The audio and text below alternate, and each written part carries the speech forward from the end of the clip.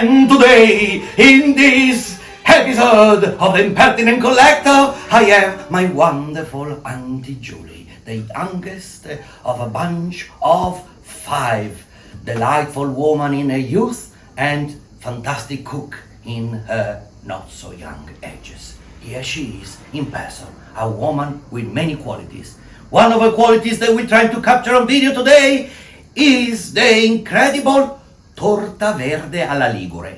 Mind you, of this type of savory tart, there are millions of variations that changes from region to region, town to town, village to village, and family to family. Hers is different from the one that my mom.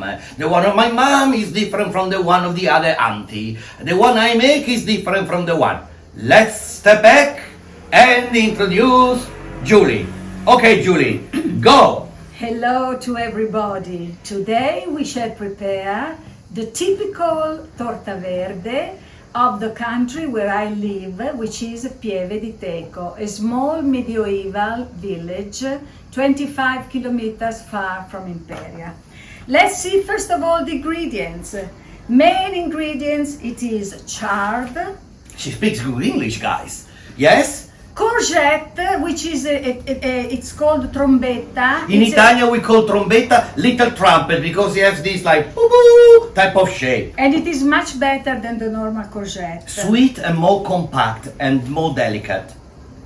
Eggs, Parmesan cheese, onion, either red or yellow. And notice this particular Italian elongated yellow that originated from Sardinia, so we call it tropea. So we have it is a particular variety, very thin skin, unbelievable. Of course, we have the flour, olive oil. Olive oil. You hear the story of olive oil around the world. Ours is the best. Trust me, ours from this region, made with olive taggiasca, is the absolute best. In fact, if you try to compare around the world and trying to find a bottle of olive oil coming from Liguria, you will see that the price is incredibly high. Even for me, I can't buy in Sydney, I can't afford it, I'm poor. Okay, so here I splurge on olive oil with olive taggiasca. And then rice, guys, for everything. Now I don't have a sponsorship, but I will contact them and say like, listen guys, I love your product so much that you need to sponsor my cooking video. This is Acquarello, what I consider the best rice in the world. Follow this brand, guys. I don't get anything yet. I will tell them, look guys, give me something, but it's like Acquarello, simply the best that will go into the mix. The best, especially for risotto. Especially for the risotto, but we'll cook everything with this rice when we can find it, and also obviously when we can afford it. Okay, guys? We have forgotten to take the milk. Okay, so that we'll have some milk to add to the mixer. So, but here we got the ingredients. So we have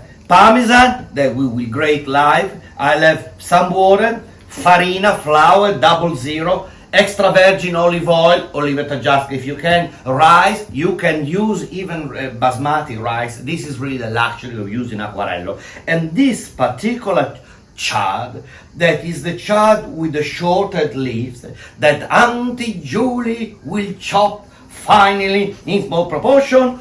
And this is what we call the teglia, when we're gonna put in the old things. And now, are you ready for the show to stop? Let's go! Now, while Auntie Julie is back in the kitchen performing her God's divine task, mind you, I can't think of a more independent woman than Julie. And so to think that a woman should be relegated in the kitchen, even for somebody like me who've always been a liberal, it's just unconceivable in my whole family. My grandmother, very independent woman, my mom independent, Julie independent, Elisabetta, but there she is in the kitchen for the Impertinent Collector to film in this movie. And I just want to give you a glimpse of what is the location in our ancestral village of my grandparents' side. As I open the light, will adjust, and I will take the camera. Operator, bring the camera forward to show the beauty not of the impertinent collector that is on the inside, but of the seat itself that is very much on the side. This is where we are cooking from today. So, here is Julie in the kitchen with the impertinent collector, the very strong, independent woman, cooking for the impertinent collector and giving an opportunity for my public around the world to learn how to do this torta verde. Now, this is not really specific about torta verde. This is the basic on how to do the dough that does not require fermentation, it does not require a leaf that you get from the yeast. This one has no yeast, right, Julie? What are the ingredients? So we shall start from the dough as the first thing. The ingredients are flour, I use 00, olive oil, extra virgin olive oil, olive taggiasche, and water, and a pinch of salt. a pinch of salt that I'll give you in a second, and just for the record, for the water, because I'm an hedonist, I'm using spring water. So I don't work with weight, but I decide how much water to put, how much oil as I go. What is the expression, the Italian expression? Ad occhio? Abbrettio. Abbrettio. A typical Ligurian expression, it is abbrettio. You go a little bit as it goes. So I normally use spoons for the Here the size. salt, Julie. Oh, Too okay, little? It's enough, it's enough. It's enough. It's just a pinch of salt, guys. So I shall use a spoon to measure because of the size of the teglia I shall use. And I normally use 8 spoonfuls of flour. 1, 2, 3, 4. She's beautiful in 5, her own age, which I will not 6, disclose. But when she was young. 72. What do you mean 72? 8. My age. Ah no, 72. I thought 72, the flower. The age is 72.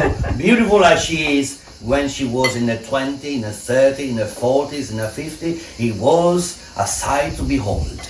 And men crawled to her like bears go to the honey. Oh my goodness. That was Auntie Juliet, beautiful What as she a is. flattering. What a flattering description. And to me, my eyes, in the kitchen she's even more beautiful. A pinch of salt, even 2 pinch of salt. And now we mix the 2 ingredients and we start with the olive oil. It's not a simple olive oil, it is a pure virgin Extra olive. virgin olive oil Extra- from Origin Taggiasca, coming from a field that produce only few tons of oil every year, and we have to pre-book. We have pre-booked the oil season by season. Every year we have pre-booked it for 5 years, so that every year we have our own allotment of tea. Give me another book, another glass. glass, because Ecco qua, Julie, dai. just for this time I shall put the oil In a glass, so you get an idea. You have an idea.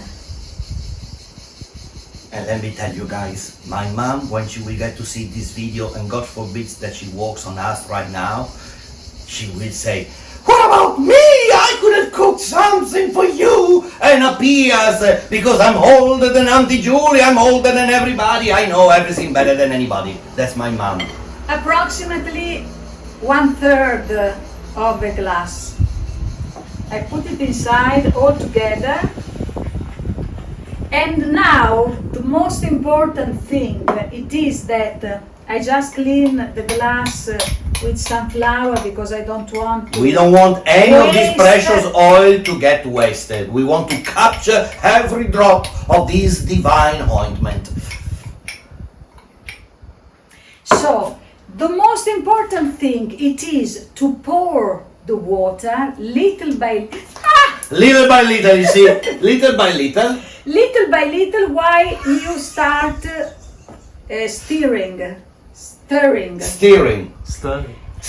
stirring. So you put the water and stir.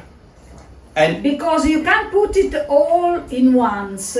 yeah. Because I don't measure, because of the fact that I don't measure anything, I must realize little by little when the dough. And what I'm gonna show you, I stir you add the water. I just want to show you that this one will turn out to be a relatively wet dough at the beginning, quite bagnata at the beginning, right? You don't have to worry because slowly we'll incorporate the flour. Add water, or it's okay? Now, for time being, For the time being, we can tell that is okay. And once we have incorporated the salt, Julie will make a bowl and we start using her hands. At this point, we start working it by hands.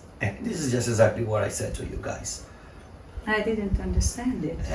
No, So we work it by hand just to realize if the water is enough. If it is too small, we shall add some more. If I pour by mistake too much water, I shall add more flour. But I think this is exactly the perfect we have the consistency. consistency of the dough. Okay, now I shall In fact, start. it's incredible to me that without waiting everything, just doing by occhio with the eyes, you get to get a dough of this. And please notice that Auntie Julie, she's not overworking the dough.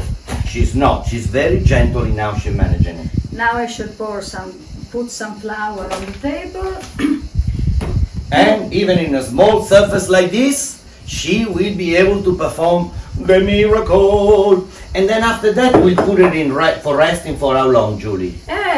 By the time we cook the rest of the ingredients will be ready to the dough roll will be the ready to be dough. rolled. You have to work it a little because it has to become completely Smooth. soft and smooth. Smooth and soft. Sounds familiar, guys? Maybe not soft, but I'm trying to be smooth.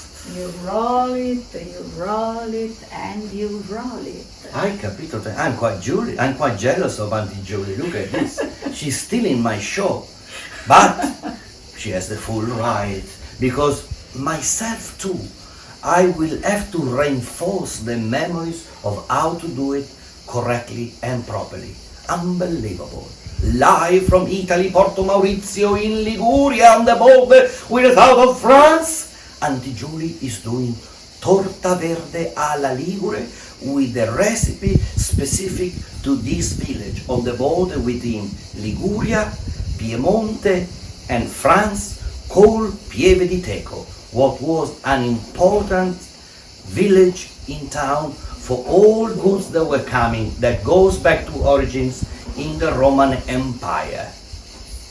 Because the road originally is a Roman road, that one there, Julie, and they put this village when you have this little fortified city where everybody have to go through in order to pay the custom for the goods in and out. You see now, because the weather is very warm. Today is warm, it's over 30 You don't degrees. need to work it too much. Look at the quality of this dough, guys. This is the smooth. Look at the quality. So my hands are not even with flour. Look, it doesn't stick. My God, it's unbelievable. I can tell you already mine doesn't come like that, you know. And she had the bare minimum of extra flour. She doesn't want it to overflour it. Now you put it here.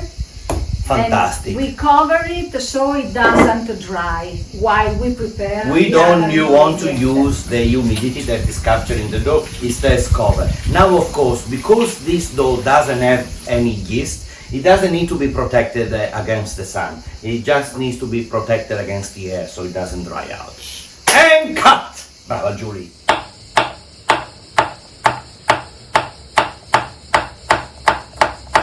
I'm not as fast like Chinese when they chop vegetables. I don't want to cut my finger.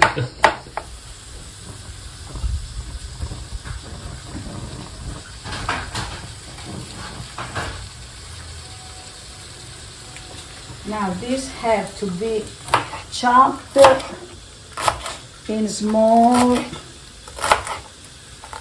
pieces.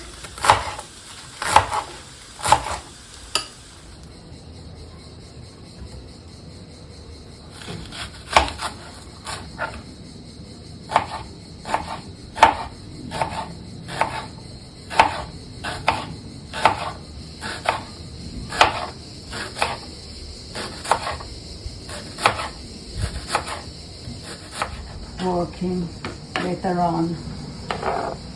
We put the onion inside.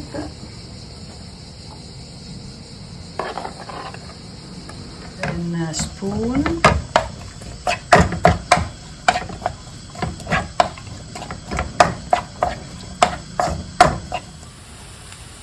In the meantime, Auntie Julie, once the onion finely chopped has been golden fried in the extra virgin olive oil, now she added probably 3 small fists of rice.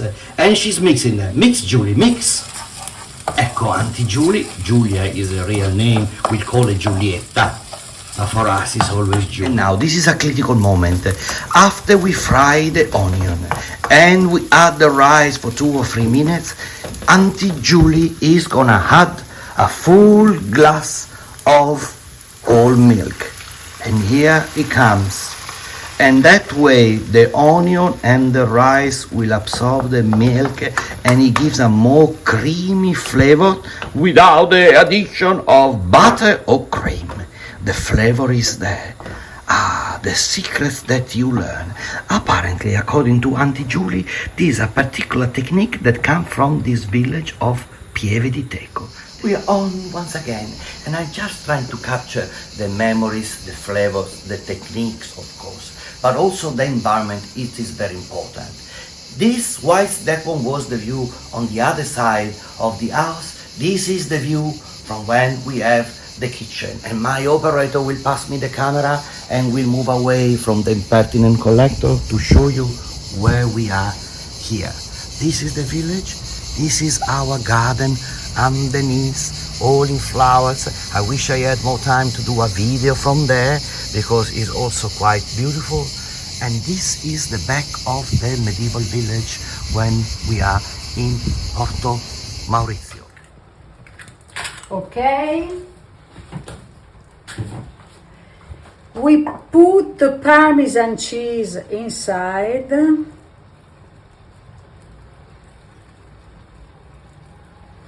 Good quantity. We keep on stirring the rice. Now we shall do it in this way. I switch the fire off and I put a lid on it.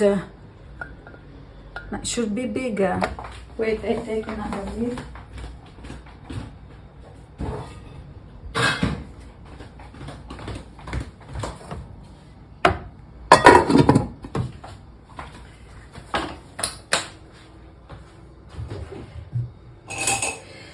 Now the eggs and the Parmesan don't have to be beaten. You just break gently the eggs. Put the Parmesan, you mix them with the Parmesan a little bit more. That's it. You put salt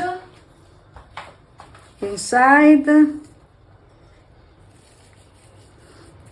You will find out your own measure of salt because you will see for how much salt you put, it will be always less. Because you have all the vegetable unsalted. So you will put another bit of salt in the ingredients when everything is done. Now that the rice is cooked, you put the courgette, start stirring them and mixing all together. And you put the chard, just raw as they are. And fresh.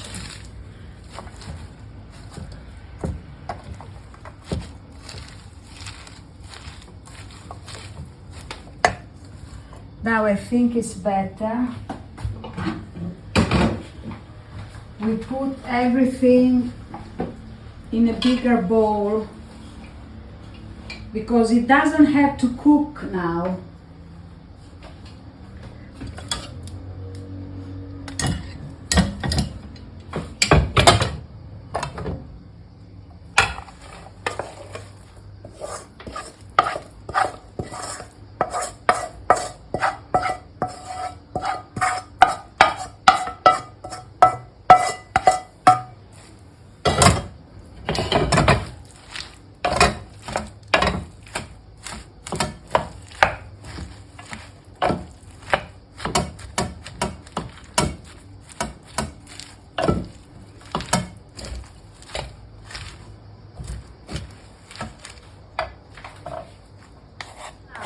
has come for the dough.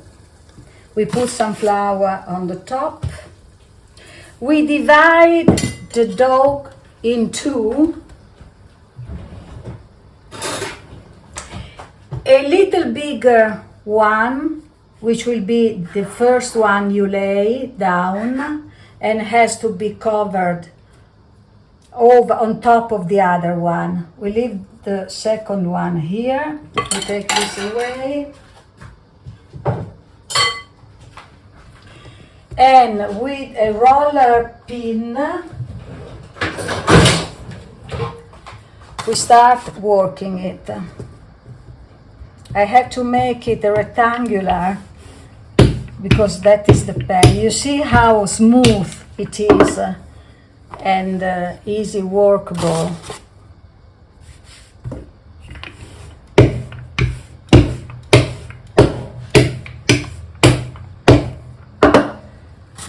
You keep putting flour on top on both sides so it doesn't attach to the top. You try to make a rectangular form. That's it.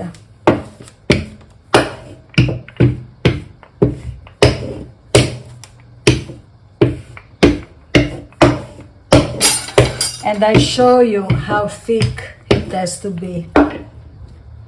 This is approximately the right size. It is thin, about 1 millimeters. Your impertinent collector is back from holiday with a rather philosophical question. Yes. What is the food of the soul? I repeat.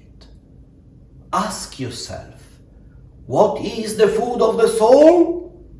The only possible answer is memories.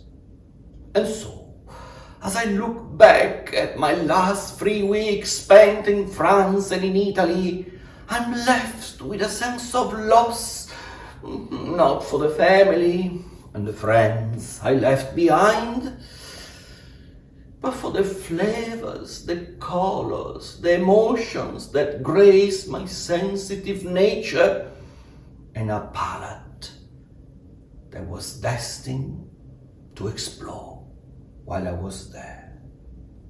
However, while my figure was compromised by my European overindulging and my fridge here in Sydney sadly empty, despite the customary bottle of Veuve Clicquot, my online shop, guys, is full of new products, crafted under the artistic direction of Nina J. Kors. Tote bags, mugs, notebooks, t-shirts, and much more. So if you like what you see in my videos, remember that any purchase not only supports the endeavor of the impertinent collector, but shows you that you too, yes, you too, can unshackle yourself and turn your life observations into a form of self-expression. Put some oil at the bottom of the teglia. We lay very well. Don't worry to use hands because hands are the best tool you can have. Of course, when they are cleaned, which is very important.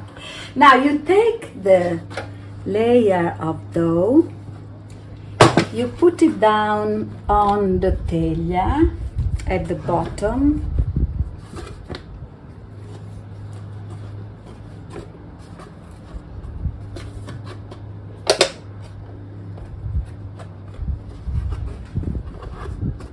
The teglia should be shorter for torta verde, but we use now what we have. Okay, we leave it for a while until we prepare the second one. Otherwise, the wet of the filling will make it too soft and maybe break it. While when we are ready with the second layer, we shall fill everything in. Now that both the layers are done, we fill the teglia. This teglia is very small, unfortunately.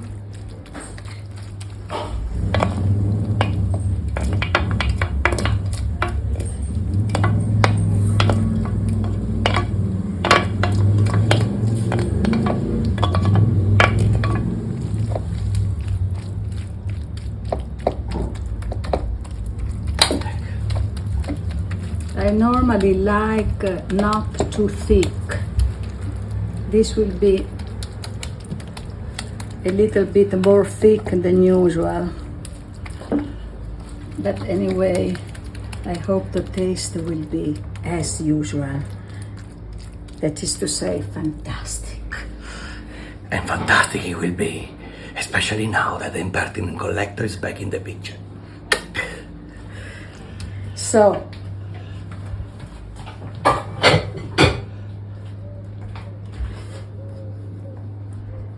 we take the second layer, we put it on top.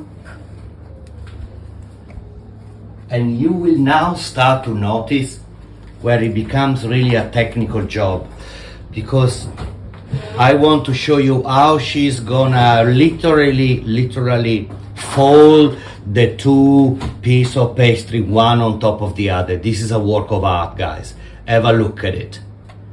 Now, because the top one is a bit too big, I shall cut a little piece and I shall use it to make another layer on top, like they do in Genoa. They do up to 14 layers of dough, one on top of the other. Now, we put the usual olive oil on top. We spread it very well everywhere, and we start folding the under layer.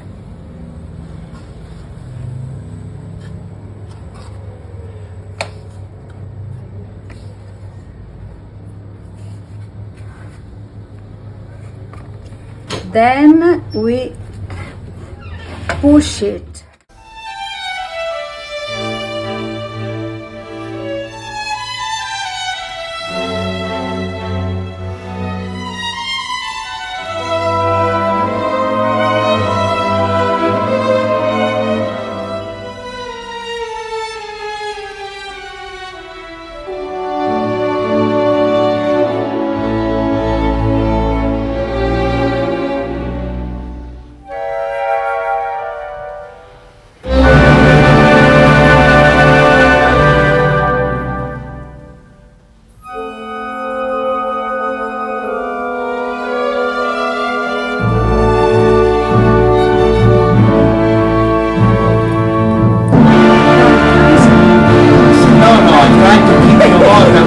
Music on the shouting.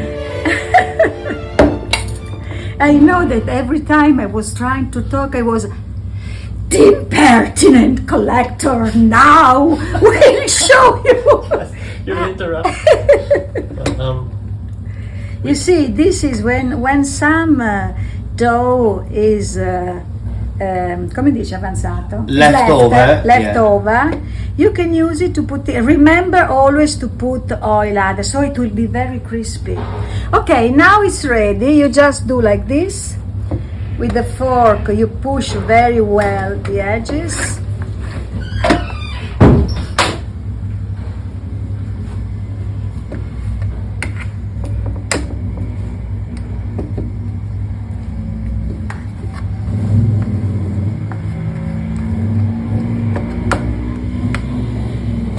And all over the surface. That's a technique. Okay, time is ready to put it in the oven. Picture of me and Auntie Julie. The job is done. You understand, guys? Next stop is when we come out from the oven. Unbelievable. After 22 minutes. 22 minutes, 180 degrees, fun.